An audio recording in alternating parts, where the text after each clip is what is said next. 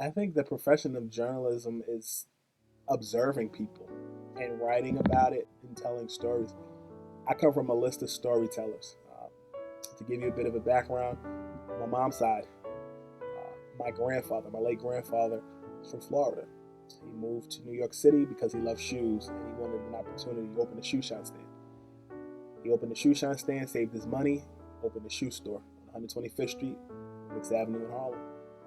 And he thrived during the Harlem Renaissance. I remember hearing stories about my grandfather after hours, the store being closed, would play dice games with Malcolm X and other notable people in Harlem. He died, and my grandmother, my late grandmother, took over the business. She worked during the day managing the store, and at night worked at Rikers Island as a nurse. And my late uncle, Kevin McGill, he went to college for a year and then took over the store. And then my family opened another shoe store, a sneaker store, called the Athlete's Foot. We're the only black-owned Athlete's Foot in New York State. And so we had sneakers. Insert me.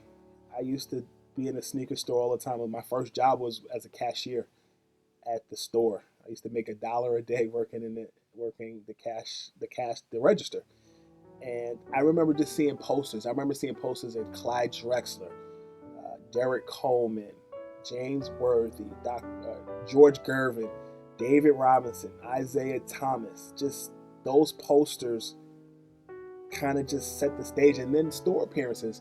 I have pictures as a kid. My mom handed me over to Dominique Wilkins when he used to wear Brooks sneakers, when he had the sneaker releases at the store. Those early experiences in the store made me interested in basketball. Between that and my late Uncle Billy, who was commissioner of parks at Citywide Basketball in Harlem, I used to be around NBA players or potential NBA players later on in life. And that bond, and not only being around Citywide but playing in it, gave me the interest in basketball. So that happened, and then my stepfather, being from the west side of Chicago, introduced me to a guy in 1991 via the NBA on NBC named Michael Jordan.